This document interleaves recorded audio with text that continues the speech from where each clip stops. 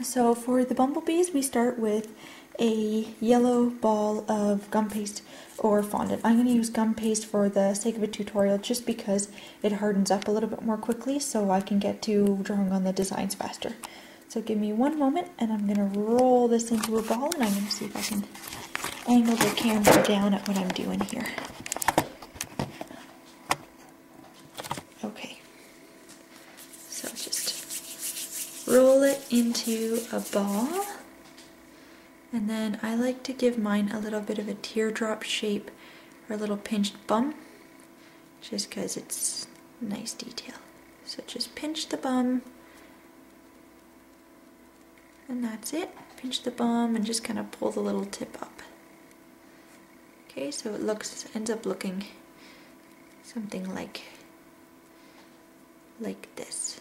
Okay, and then I flatten the face just a little bit, and this is where you take that piping tip, okay? And the piping tip, you just push in 1, and then you push in 2 for the little eyes, okay? And then you take this edge of the piping tip, and you just push it in, and that gives him the little smile. Okay, so for now, that's all we're gonna do on the bumblebee. Okay, I'll put it right in the front side. Okay, now I'm going to bring the bumblebee back because this is the fun part. This is where you get to give him the details. So I use my gourmet writers for this. I take out pink and black. Those are the only 2 colors you're going to need. And I give the bumblebee 2 little pink cheeks. Okay, there's one. It's really easy to do. Okay, so there's, you can see that, 2 little pink cheeks. And then I take the black one and I just go down his hairline. So we give him like the little Dracula hair or the heart-shaped hairline. And then like that. And I'm actually just gonna do this without you guys being able to see for a second just to make sure that I do a good job and get it symmetrical. And this is the part that's a little bit time consuming because you don't want it to be messy, it has to be quite tidy. Okay, so we start like this. And these markers dry pretty quickly as well. So, you might find that they smudge a little bit, but it's nothing that you can't fix afterwards, after they dry, with just a little bit of water and a paintbrush.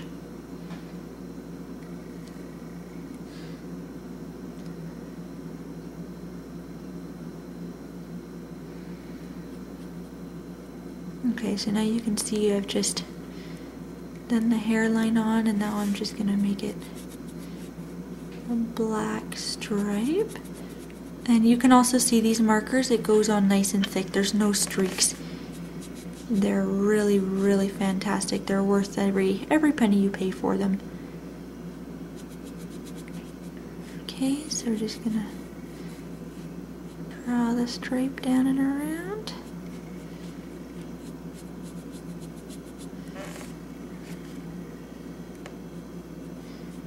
And again, don't worry if you're not so tidy at this, because you can go in after you put the ink down when it's still fresh and remove it. And even if you let the ink dry and it sets for days and days and days, you can still go in and tidy up your line afterwards. So there's nothing permanent about this. It's all very forgiving. Okay, we're almost done the first line.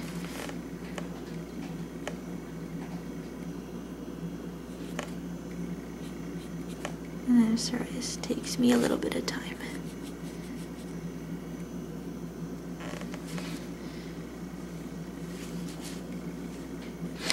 And just try not to put too much pressure on it while you're doing it, otherwise you'll end up with a little flat bumblebee.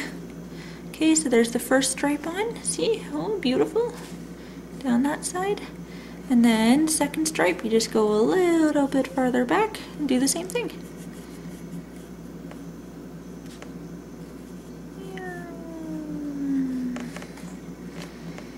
Down around this side, same thing. And if you're better with the paintbrush, by all means do it. I've also seen a couple people who make these, who make bumblebees, not these exact ones, but who make bumblebees for their events. They, instead of drawing the black stripes on, they'll just get a black fondant or dye fondant black and cut little strips and put the strips around the bumblebee instead.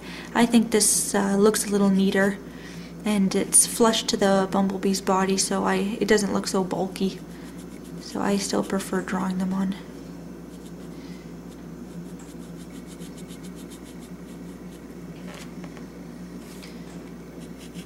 Okay, so we're almost done. This is the most time-consuming part, actually. It's just the stripes on the bumblebee. Okay, so there we go. We got our bumblebee. Oh, that one didn't go all the way down and around the side. Just tuck it into the bottom, but don't worry about going all the way down around the base of the bumblebee, because this part at the bottom will actually get stuck on the top of a cupcake or a cake, so you're not likely to see underneath it. Okay, so there we go. I'm gonna lift the camera up so you can see. Okay, so there's the little bumblebee face. Oop, that was not very helpful. Sorry, I'm new to tutorials and using the camera. Okay, so there's this little stripes all the way around his face, and he looks adorable so far. Okay, and now I'll put the stamen in. Now these are incredibly cheap. These cost about $1, and you can get these at most craft stores. So it's just the little stamen that you would put in a gum paste flower. And I always find that they're a little bit too long coming out of the container, so I just fold it in half and I cut them so that you end up with 2 individual little ones like that. And then just to make it easier getting them into the bumblebee, I usually just take a pin and give them 2 little directional holes to slide into. And you don't need to get these wet or anything to stick to the gum paste. They stick in just fine without anything. Okay, so we got one little antenna in. Let me get the second one in.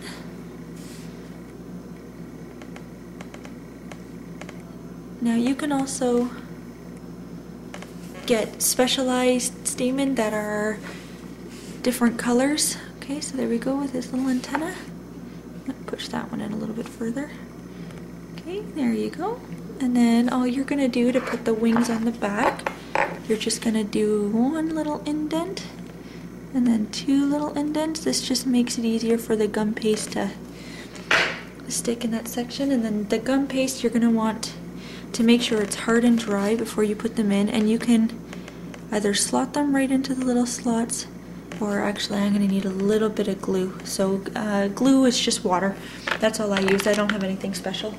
And where'd my paintbrush go? Oh, there it is.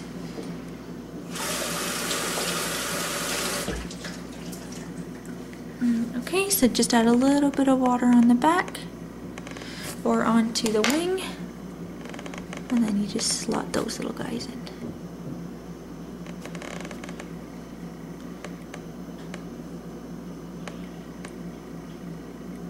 Okay, and now those are in. Now you can see Bumblebee with the wings. Looks adorable, alright. Okay, and then the last detail on these little guys is just their eyes. So you just put a little bit of water in the eye sockets. Or if you like the way they look with the little face as is, you can leave it. I seriously thought about just leaving it when I was doing a commission using these little guys, but I ended up vouching for little eyeballs with little black pupils, which at the end was a good decision because they looked pretty cute. Okay, and then you just push those little eyeballs in and then use the end of the paintbrush just to push them in all the way. And I mean, you guys can see today I'm not using any special tools. Everything here is pretty generic. It's just piping tips, and I mean the only specialized thing I have, I guess, are these edible food markers, and I should show you the tip. These are very, very fine. They're absolutely fantastic. And sometimes you'll find if you're drawing on gum paste or fondant that's not really hardened, they'll take a little bit of the sugar onto the tip and you just rinse it off, and they'll work perfectly fine afterwards. So last detail on this little guy are just his black pupils. So So I'm going to turn him around and face myself for a second. Sorry. I'm going to give him his little pupils in his eyes. This one's not taking the black. It might be a little wet on the surface. Okay, and then he's got his little pupils in his eyes. And that is the finished product for the bumblebee.